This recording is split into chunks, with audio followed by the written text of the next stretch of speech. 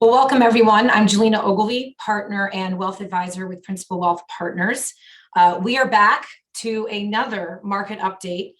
I once again have Bob Paolucci, the founder and CEO of Principal Wealth Partners, to discuss this stubborn volatility that continues to play out in the markets, and really to address what's going on, what's changed, what hasn't changed.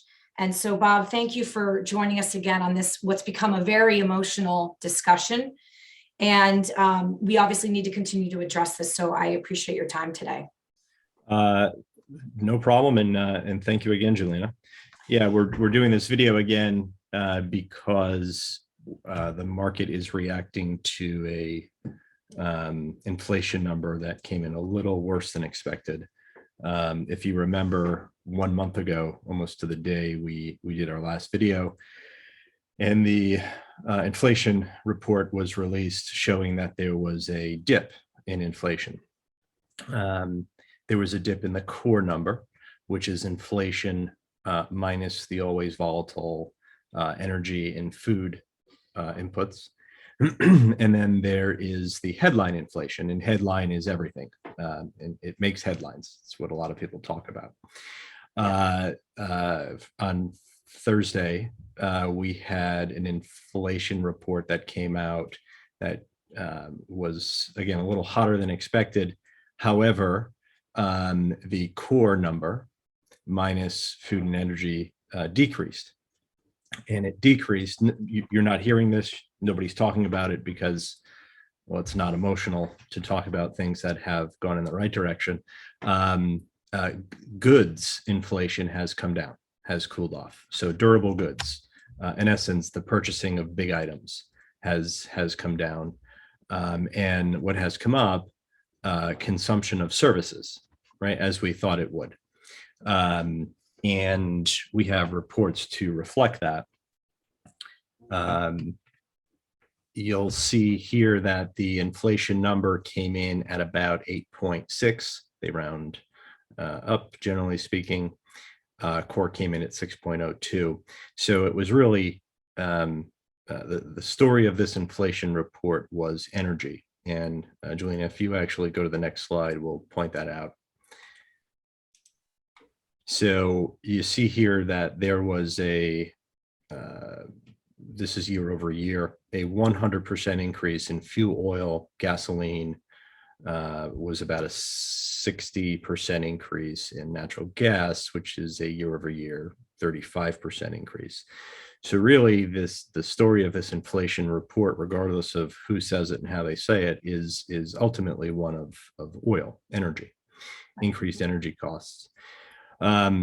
It makes a lot of sense, right? So if there's a transition away from goods, buying goods, in essence, having big items delivered to you, and we go back to services, certainly in the summer, certainly post-pandemic, getting back to travel, getting out of the house, of course, there's going to be a spike like there is every summer, or at least in the expectation of a spike of gasoline consumption rising, oil rising, rocket fuel rising, right? That's part of your ticket with American Airlines and JetBlue. So there was a massive amount of consumption that was tolerated at these higher prices. And these higher prices are being overly influenced by the price of oil, the price of gas, price of energy.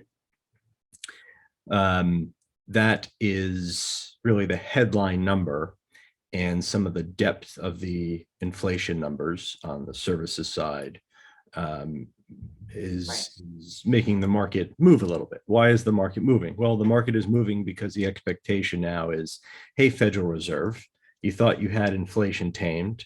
It looked like it peaked, and we still believe it did. And we're referring to core inflation, which again pulls out the very volatile reads month to month of food and energy, right? Because it ends up being in the other parts of inflation, right? But you just pull it directly out. The Fed might do something more about it. And what does that mean? Well, the Fed is expected to increase rates by 0.5% this week, actually on the 15th, right? Right. there is a small expectation that the Fed might increase the 0.5% increase to 0.75%. You're hearing that in the news. Well, what does that do? That changes the yield curve. It changes the 2-year treasury, which is the expectation for the Fed moving rates. Well, what does that do? That changes the equity risk premium, what you should pay for the bond market versus what you should pay for the stock market calculation. Now, this doesn't matter to the average person, but it matters to institutions. Institutions are making the market move. The market moving is interesting, good or bad, to our investors watching or listening, right? Sure. So again, I think I try to do these videos. We try to do these videos to provide a deeper level of education and context than you would ever get on TV, to make you feel hopefully a little bit better. Number one, knowing that we know what we're talking about. And number two, maybe the takeaway being that you'll know a little bit more if you listen to these things. So yeah. So really, did this do anything to the earnings of the S&P 500 today? No. Tomorrow? No. A week ago? No.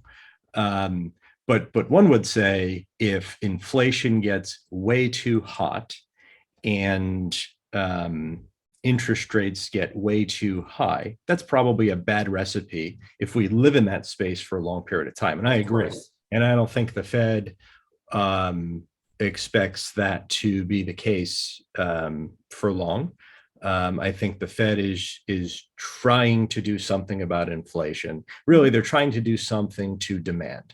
They're trying to destroy demand enough where consumption of various things come down to a point where that will cool inflation. That is the indirect way they have an impact on inflation, right? Exactly. And I think it's an important point too, because the question we're getting a lot right now is this an inflation issue or is this an energy issue? And I think it's important to understand the correlation of the two right now. Yeah. Core CPI has energy in it, right? Right. Your goods and services, when you hear we're charging a 3% surcharge or 5% surcharge to deliver your goods, potentially to provide some services. Right. For energy, of course, energy has a major influence on inflation, right? So ultimately, I believe energy is getting close to peaking. You'll have the summer months come to an end soon. You had some forward pricing of energy happen in the commodity markets. When you look a little long term, future months, the cost of energy is lower than the spot price right now. Okay. I believe there will be some additional negotiations going on with OPEC, and there's an outside chance that U.S. policy changes a little bit soon, okay. A little bit more than a little bit, maybe come midterm elections, my view. Okay. And you've also mentioned China as well. Yeah. So the Chinese lockdowns, the lockdowns in China, that happened over the past 2 months, that brought the price of oil down, right? Because their consumption of it came down. So April and May, we started to see that play through commodities. Right. And then they reopened in May, halfway through May, which very likely made the spot price of oil come up a little bit. Okay. I think it'll normalize, potentially might go a little bit higher short term before it normalizes, probably over the next month or two. Would be expected when you're in lockdown that long. So correct. Yeah. Correct. Okay. And one last thing you mentioned, let me go back to CPI, because you mentioned that had come down a little bit, but that is not what the media is focusing on. They're focusing on that headline inflation. Sure. It's the headline inflation number came in 0.2% higher than expected. What did that do? Well, it was 0.1% higher than the April number. And the April number was, 0.1% below the one of the record highs, at least in the past 30 years. Okay. So we hit that highest level in 30-year, almost 40-year inflation number. And that's a big deal for the media to push. Absolutely. And depending on who you listen to, they will say that the inflation data is getting hotter across the board and deeper. When you really look into it month over month, quarter over quarter, actually goods is declining. That's hard to deny. Correct. And we're seeing, when we were locked down, we were buying big ticket items, we were ordering a lot of stuff. Those goods, think about it this way, were in containers on ships. A lot of those containers on ships have been unloaded, and there's more stuff coming, but there's not nearly as much as there was maybe over the past 6 to 9 months. So the consumption is moving on from goods, we have enough of them, over to services. So there's a good transition happening there. Again, this will heal itself with time. Mostly the Fed, by increasing rates, harming destruction to a little bit, yeah, that'll help too. It's very likely going to lead to a deflationary fall, very deflationary fall. Still with, higher than we want inflation, but significantly coming down off of its highs. And again, I think you'll see this summer, we'll look back and say that's when inflation peaked, and we're going to start to come down. And doing that, I mentioned that for a very good reason. Target, Walmart, and some of these other retailers are saying things about increased inventory. Target came out a couple of weeks ago, probably for a lot of people listening, they'll remember this story, saying that they had 20 to 35% too much inventory. Correct. And they're going to start marking down stuff. That's deflationary. That's not inflationary. So, And if we're correct in this thesis, there's a reason to be optimistic. The stock market. Can you talk a little bit about that? Yeah. There at this point there are many. I think ultimately price leads earnings, right? And if we go back to March and April of 2020, in the pandemic, peak pandemic, lockdown, so on and so forth, we started to see prices start to rise. Why? Because it was reflecting the future. And the future was a lot brighter than the market at the bottom was calculating, in essence. Right. So now you have a scenario where the market indexes are near or at their lows, right? If I'm looking at the S&P 500 today, it's reaching that level that we actually said it could reach had Apple or Amazon missed their earnings about 40, 50 days ago. Amazon missed, and again, we reached that level. That was about S&P 500 3850 or so. Intraday in late May, it reached 3810. We're sitting at about that level, and that's an important level because that's about a 20% decline from the S&P 500. Correct. But what's more interesting and really not talked about, the average stock in the indices, the indexes, the Dow, the S&P 500, the NASDAQ, the average stock is down almost twice as bad as the market. And we have a slide that will prove that out. Again, we're not spinning stuff. We're telling you the truth. We're sourcing the data, and we will pull it up so you can see what we're talking about. So what you'll see here, Julina, if you don't mind, if you can use that arrow. Sure. We'll start with year-to-date average member drawdown. So if you could circle that. Right here. Right there, you'll see that the average holding in the S&P is down more than the S&P. It's down 25%. Right. Shockingly, the average stock, the average holding in the NASDAQ is down 40 year-to-date. The NASDAQ is down about 30. And the Russell 2000, which is the index of small companies, small cap stocks, the average company is down 40, where the index is down about 20. And again, this is through Friday, might be down, might be a little bit worse today. The past 52 weeks, this one's really eye-popping. The data is worse. The average stock is down 29%, while the index is down about 20. So the average stock is off 30% from its 52-week high. In the NASDAQ, the average stock is down 51% from its all-time high. The small cap index, the average stock is down 50. So regardless of what the indexes say, there's a lot more carnage that went on beneath the surface, which for us, we like to buy, quality stocks at a discount, gives us tremendous opportunities. So if you're listening, you've probably seen trades come through pretty significantly over the past 30 days, maybe the past 20 days, actually.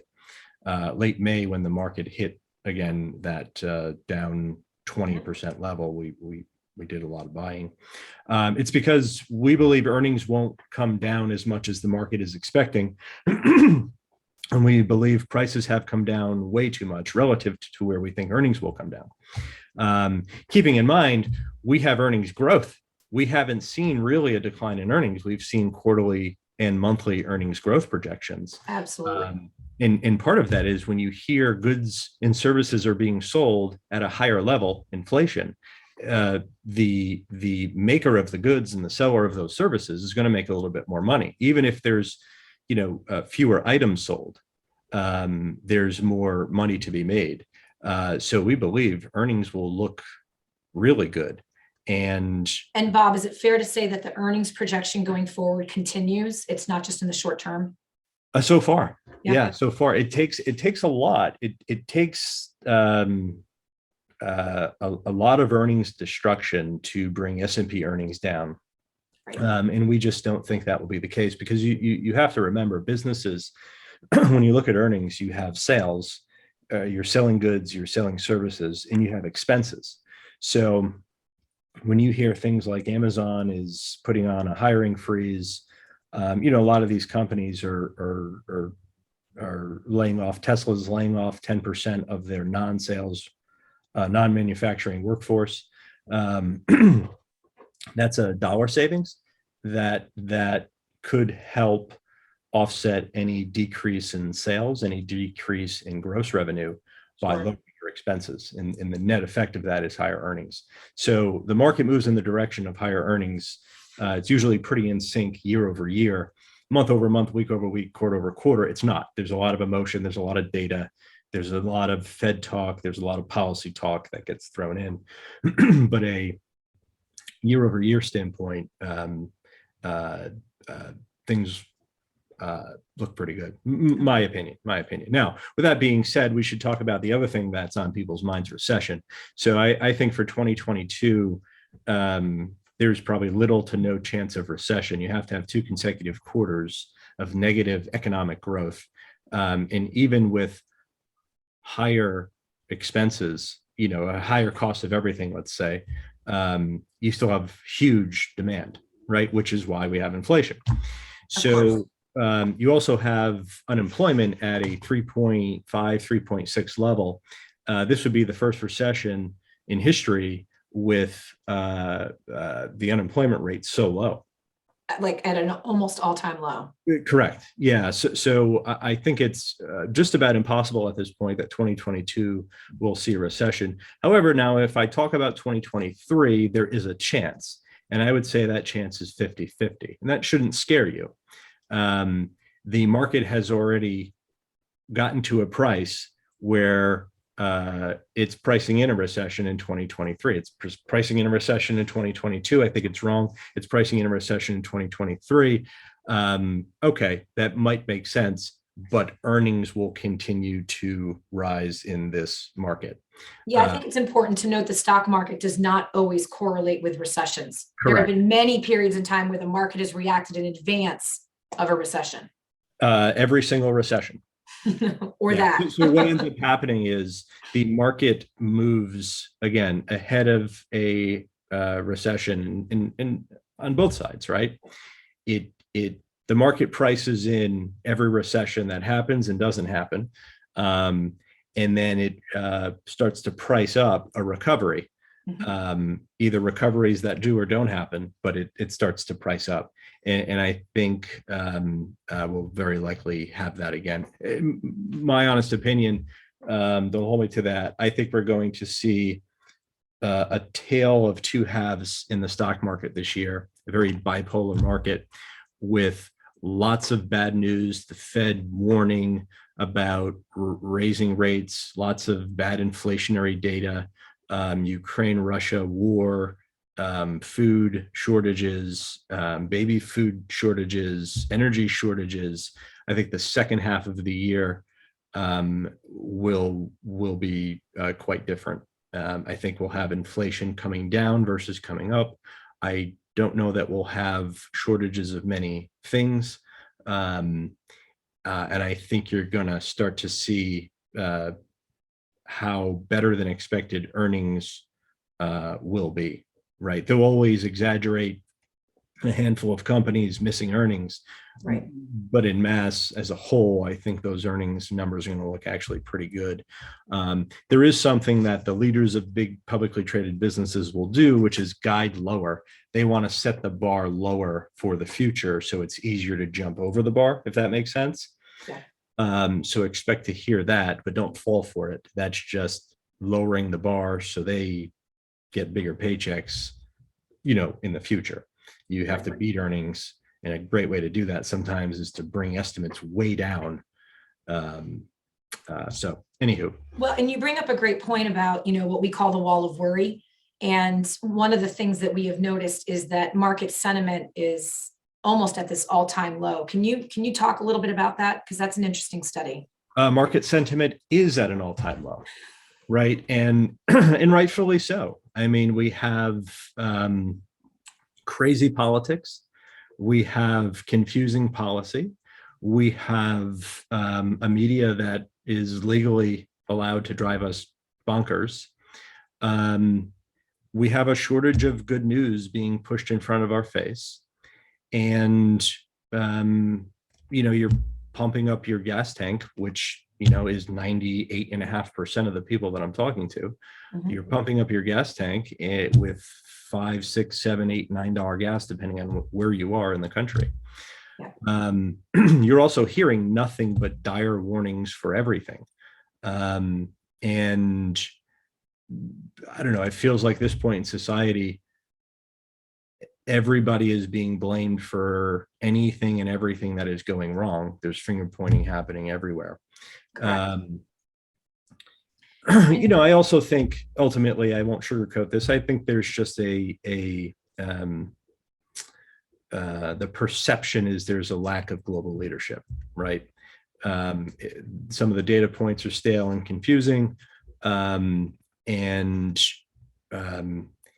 When you don't have a take charge, everything is fine, here's what we're doing type of statement coming out from global leaders, when it's needed, consumers are going to, their minds are going to go into the gutter, right? Of course. So hopefully over the coming weeks, days, and months, we get some type of, we have it under control. This is what we're doing. We're being honest with you. We're not lying. We got this wrong. We got this right.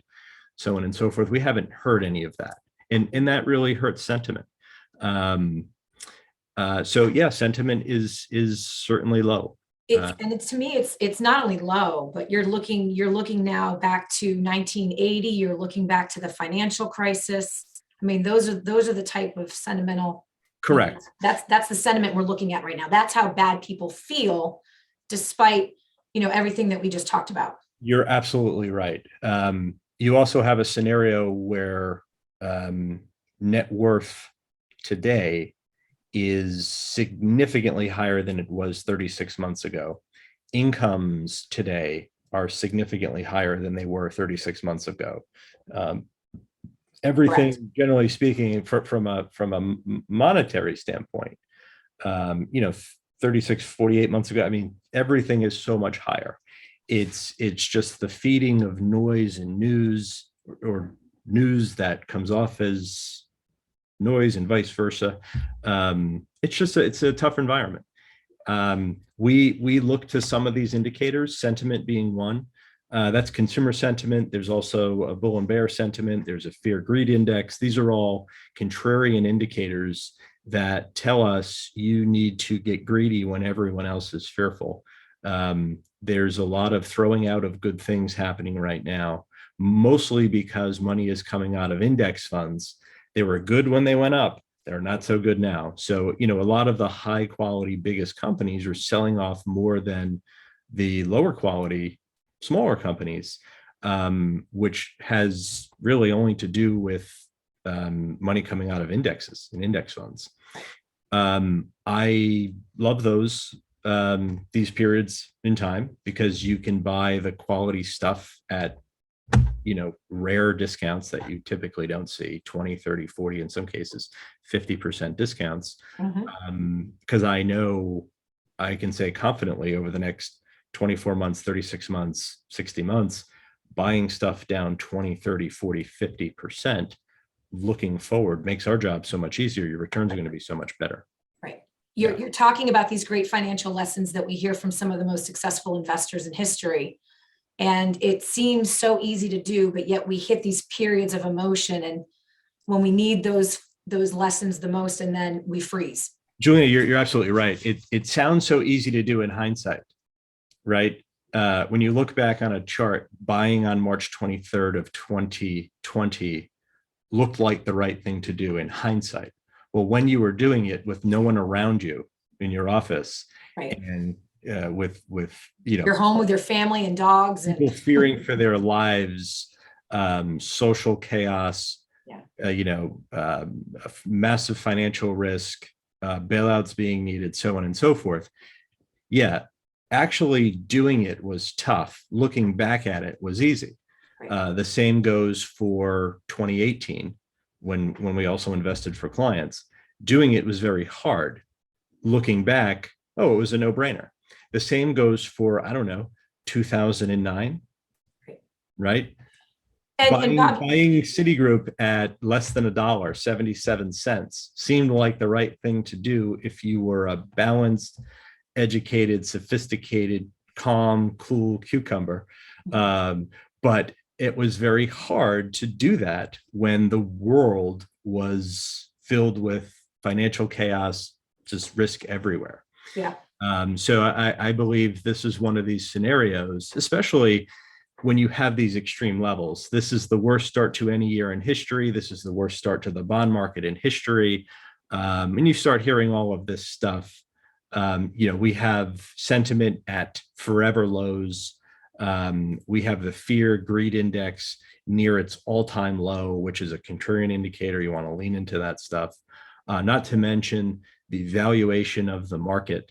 The price relative to its earnings, price is quite cheap relative to its earnings. Now we're talking, below 30-year averages, below 20-year averages. These are very good entry points. These are the worst exit points. These are the absolute worst exit points and the best entry points. Yeah. So, and is it fair to say we're recording this in the middle of June, and there's a lot of investors that feel like we've hit these all-time lows, but yet we technically did that a little while back in May. Can you talk a little bit about that? I mean, it seems like we're just sort of bopping around. We're not continuing to reach further and further lows. Correct. We're bopping. Yeah, good point. You mean year-to-date lows. So so right now I'm staring at the screen. I'm not looking at the camera. I know I keep getting advice to look at the camera, but it's above my screen. So we have got all the information. Keep going. Yeah, right. So the S&P 500 is maybe 1% below its year-to-date low.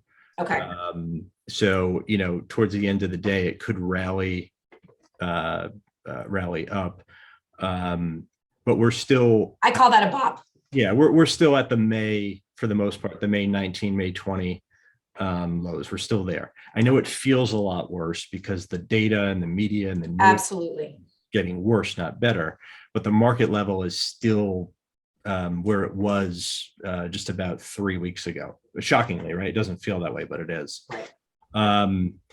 Can the market go lower? It can, but we're now talking about technicians bringing the market down to a level where it forces everyone to get emotional and then very quickly throw away their good stuff to then be very quickly bought by other institutions, which you can't fall for that game. It happens all the time. 100% of the time, it's never not happened. That's the capitulation mark, right? It's where we're pricing at a discount slightly below fair value, and then all of a sudden there's some type of emotional reaction that quickly, and I mean quickly, days or maybe a week, we hit this absurd level. And all of those people on TV, all the hedge fund managers that are saying how terrible things are, what you should do, in 48 hours, turn around and they buy your stuff that you just sold. So, that's sometimes how capitulation is reached. Everyone just has had enough. They pull the ripcord.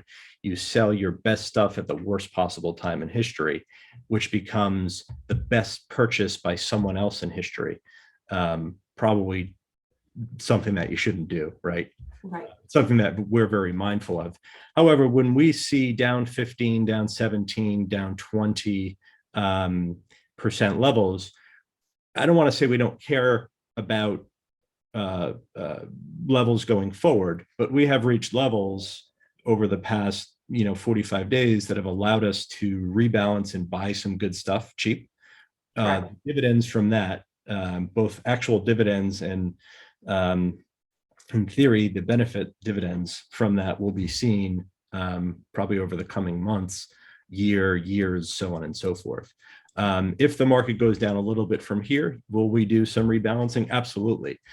Because we have a scenario now where bonds, I believe, bottomed potentially on Friday, potentially, if not Friday, maybe today. So the bond market's going to look very good for the next couple of years, in my opinion. And Bob, can you maybe expand a little bit on what happened on Friday? Yes, in terms of the bond market. Yes, please. Yeah. So with inflation coming in hotter, the expectation is that rates will have to rise a little bit more than what's being priced in. And you also have to keep in mind the yield curve interest rates are at a level prior to Friday that are far beyond where the Fed is, if that makes sense. Meaning right? The market's continuing to price in higher and higher and higher ahead of what the Fed's doing. Correct. Yep. So the bond market on Friday priced in slightly higher than those rates. Okay. For a short period of time, right? The next couple of years or so. And ultimately, higher interest rates or the period in which we go from normal or low interest rates to higher interest rates isn't good if you're a bond holder, that your price comes down. Correct. Generally speaking, who wants your 2% bond when new rates are 4%? Nobody. Well, what will happen is the price of your bond will come down, so it matches what new rates are from a yield standpoint. So you can now enter the bond market and get yields that you haven't seen in 10, 15, 20 years.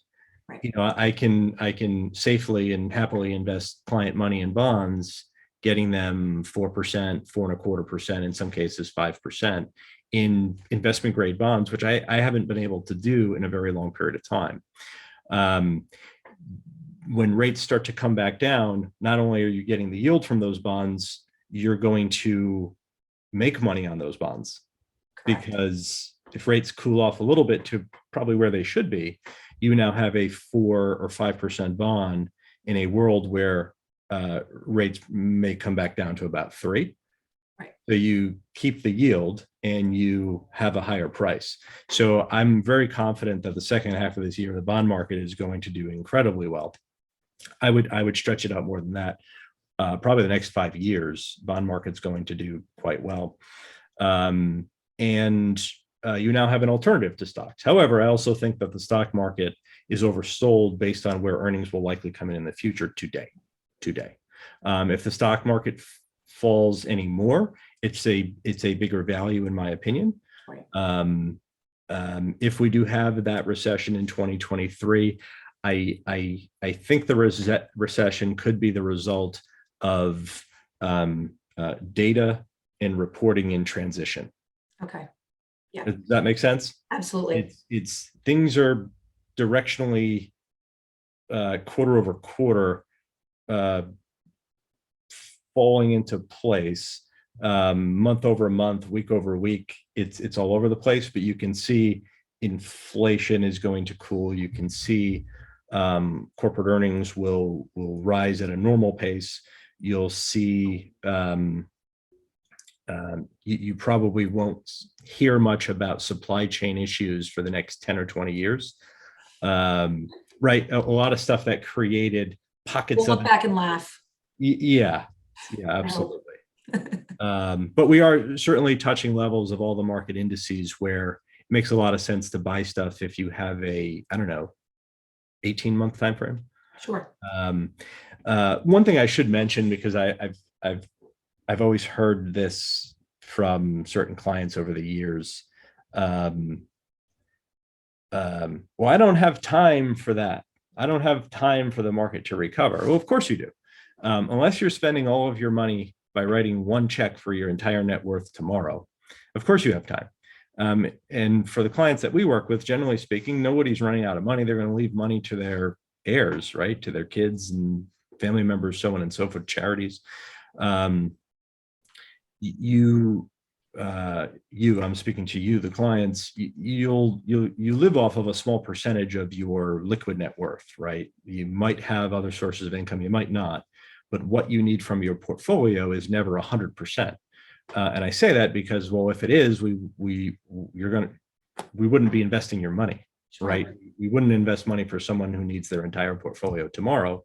We invest money for people that need small pieces of their portfolio tomorrow and beyond, and we can invest the rest. And that's what we do for everybody. So your portfolio has time, you have time, you're going to make very good returns over a long period of time. What gets in the way of that always and only are emotional decisions, right? Knocking us off of the horse where we want to stay on. But ultimately, you, the owner of your money, you're the boss. We try to give you a 3-strike rule, talk you out of it 3 times. Then after that, it's on you.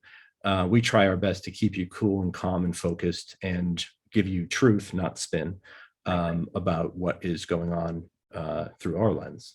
So it's a great point. Thank you. And I would also follow up and say this is the reason that when we work with our clients, we want to and strive to know everything about them and put a financial plan together so that in times like this, we can review the plan and give them the comfort that they're still on track. Yeah, absolutely. Okay. Yeah. And it's also a good time for me to say, I don't know. I think for most things in life, we have a tendency to look back on peak things, right? The lasagna that my favorite restaurant makes in Providence, it's the best ever. There's nothing that it can be compared to. We look back at moments in our life and we say it was never better than, mid 80s when the world came together and, we had a different grit level, so on and so forth. We also have a tendency to do that with our net worth, whether it be liquid or just total net worth. November 9th of 2021, I was worth this for 11 seconds. Right. And I would say, feel free to do that as long as you also compare the lowest level of net worth in the past 5 years you've had, because you're significantly above that. But it's amazing how the mind works. We anchor on sometimes negative stuff and not positive stuff. Sure. I think of my weight as you talk about that. Yeah, totally. Yeah, me too. Right. Yeah. No, it's a great point. So I think generally speaking, a way to help you avoid the emotional roller coaster of comparison and peak levels, both top and bottom, is sort of to live by the 80% rule. Regardless of how much money we make you, just take 20% off the top of that and say, what's real is this 80% level. And that 80% level grows, right? Right. 80% of a bigger number is a bigger number, but just live in that world. This way it's much less emotional when things go to this level for a week and then back down and back up to that level for a week and back down. Just live in the 80% world. It controls a huge part of the behavioral biases that we have. A huge part of your behavior, all of us, not just investors, and certainly not our clients who are oddly unemotional. I haven't received really maybe 4 phone calls in year to date about the market. It's shocking. Maybe we're doing a good job of explaining it to them. Maybe we're doing a good job rebalancing their portfolios. Maybe we're doing a good job, with all the data that we're sending out. So, well, and I've lost track of how many of these videos we've done this year. I'm starting to lose my voice. So Yeah. Hopefully someone's listening. Yeah, I think it's So our fifth one that we've done. it's fifth, yeah. Fifth, yeah. And again, we tend to do them in down markets. What we want to do is provide you education, information, give you the facts, and then pontificate a little bit about the future, what we see and why. And in future videos, we'll backfill to see where we were right and wrong, so on and so forth. So generally speaking, the market is doing what it does as it flushes itself out, right? We're still hovering around those down 20 levels. Also remembering that the first 3 weeks of January, there was about a 13% decline in the market. We are a little worse than that, right? That's when the bulk of the decline came. It's when the Fed prepped everybody for some unknown direction of rates at some unknown pace in period of time. And we're still sort of living through that. So the market's down actually a little bit more than that. That's not to be, nothing to be surprised about. Yeah. But so, I think, but also, Julina, I should mention to you, since Sure. then, earnings of these companies, as their prices were going down, have gone up. And that is why price to earnings ratios have come down so much. You typically have a scenario where earnings are flat and showing signs of cracking and prices come down. Right. You have a scenario where earnings are up and not showing any cracks and prices are down. So it's a unique period to invest. I would say for us, because we invest in multi-asset classes, it has been and is one of the more challenging environments. Let's not forget, there are some investment grade bonds that are still down 20%, right? Mm-hmm. So if you're looking at your portfolio, generally speaking, the bonds that you have as an investor of ours versus the bond market, your bonds aren't down 20%, but the bond market is, parts of it. The stock market is now down 20%. And again, the next 6 months, you, as an investor, you might see the stock market decline a little bit more from here, but your bonds are unlikely to. So what you felt the first half of the year, you're not going to feel the second half of the year. I feel very good saying that it's not going to get worse for you as a diversified investor. It's certainly not going to match what you're seeing on TV. And I think if we could also remind clients that a 20% correction actually occurs every few years. It does. It absolutely does. Very common. Yeah. It's common. Yeah. It's too common, but it's common. It's the path that you need to go on and live through to get, good 7, 8, 9, 10% returns over a long period of time. Without volatility in the markets, there's going to be no return. So, right. Okay.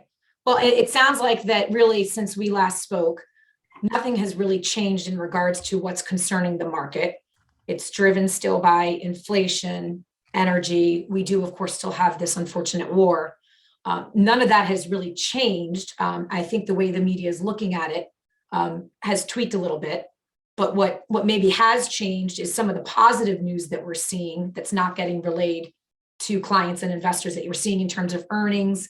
Sentiment is at an all-time low. I know I'm missing a lot of information, but I'm just trying to highlight a few points. You're right. So really, what are the hot issues? The hot issues that we've had for the past 6 months or so. Sure. Inflation is still there. Again, I think I'm getting granular with this view, but I think it has peaked. I've mentioned this last video. So I think that's going to move in the right direction. I would just hope that with everyone treating slightly hotter inflation so negatively, will they treat slightly lower inflation so positively? I hope so. Because then it's not fair, right? Then it's hype in media. You're right. There's still a war going on with Russia and Ukraine, but that's been going on. Gas prices were high. Now they're being reflected at the pump. Eventually, your oil tank come the winter months. So is high energy costs still there? Yes. Higher food costs still there? Absolutely. Has there been a change to energy policy in the United States? No. And I should mention this, you have a scenario where all the big oil companies in the United States, they could spend a lot more, but you have to keep in mind, we do have a president that did say he wanted to put a lot of these oil and gas companies out of business, wanted to stop, new pipelines and new traditional energy sources from expanding. So I think if you're Chevron, you're Exxon, you're these big energy companies, you haven't spent as much money doing these things. You're still doing a lot, but you haven't spent as much money because you don't know where that's going to lead. Of course. And in a scenario where the leader of the free world has threatened to end your industry, I think having some cash on hand and waiting until you hear cues and clues around policy make a lot of sense. So, we also don't have the Keystone Pipeline. We don't have, there are a lot of permits that have been approved, but a lot of those permits, what they don't tell you is they're hung up in court. So there's not a lot of regulation is not pushing for energy expansion. It still has that negative tone where if you do something, we're going to come and get you. So that's still out there. And I think just like the Fed, how they spoke around interest rates, rising interest rates, they made a difference. I think if Washington can talk, if they just use their words to say they're working on, we're zooming in on, we're considering, I think that tone could move the energy market. If they moved other markets in the past. So yes, yeah. If they want to do that. Right. But that's not happening right now. So I'm not saying that's good or bad. I'm just pointing it out. That's not happening right now. Okay, great. Well, thank you, Bob, for the summary. And sure. I hope, as much as I love chatting with you, I hope that we don't have another 5 of these in the second half of the year, because I don't think I'll be able to talk. But certainly, if we have to, we are always here, and we will continue to update everyone on the views that we have and what we think is going on with the markets and how it's relevant to the portfolios. Yeah, and if you don't mind, Julina, this one will be fun as we head out of this video. Can you bring up the what's beneath the surface? Oh, sure. Because we prepared an analysis of our top underlying stocks that we own for clients, whether it be outright through mutual funds or through indexes, ETFs, all that stuff. And a few things to point out here. So the top 20 securities, they are all very large companies. The vast majority pay dividends. The vast majority grow their dividends. The vast majority have enormous cash balances on hand to fight any storm. And what I've shown here, and it's a little hard to see, is short-term returns to long-term returns annualized for the first 5 or 6 categories. Starting on the left-hand side. Yep, and then calendar year returns, 2021, 2020, all the way back to 2012. So for the past 10 years. And you see this choppiness. But if you can wave your mouse on the annualized 3-year, 5-year, 10-year. You mean the 3 columns that are all green? The 3 only in all green columns. You'll see that returns on average are positive, but not only that, the returns are well into the double digits on average over any meaningful period of time. And I think a meaningful period of time is 3, 5, and 10 years. So these are our top holdings, top 20 underlying holdings, if we X-ray Principal Wealth Partners book of business. And these are oftentimes held through funds, through ETFs. And they look the same. And individual securities. Yes. And this is generally speaking what they look like. Right. And you'll see just fantastic returns. So, this isn't a recommendation to buy or sell securities, but I do want to point out that net of the 22, probably now 25% decline that Apple has had year to date, if you've owned it for the past 3 years, you've made 42% per year. If you've owned it for the past 5, you've made 30% per year. If you owned it for the past 10, you've made 20% per year, net of its 20 to 25% decline. So the same goes for just about every security on this list. If you've owned it for a 3-year period of time, you're still positive. I mean, stocks are literally at this level back to their March of last year, February of last year level. And that's okay. Yeah. I do find the biggest discounts when stocks trade at 2 to 3 year discounts, kind of like they did on March 20th of 2020, Sure. March 23rd of 2020. Right now we have a 1 year, depending on the security, in some case, 1.5 year discount on a lot of these securities, which is why we started to buy them. So, Okay. but this just shows you that a lot of those blue chip, high quality, every name that's in the portfolio security. If you just zoom out and have a 2 year, 3 year, 4 year, 5 year, 6 year time frame, I mean, it gets better and better and better and better as time goes on. So Absolutely. worry a little bit less. Turn off the news. It's disgusting, which can be seen by gauging consumer sentiment, right? It's just Sure. a world out there. Go do better things. For now, we've got you covered. If you do want to talk, you need anything from us, of course, we're always available for you.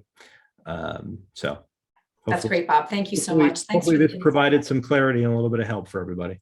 Yeah, and again, we'll continue to do so. But the insight and the value that you're providing is very well appreciated. So thank you again for that. And the last thing I'll mention is, as we always say, we're here for you. Again, reach out, and thanks for your time. Thank you.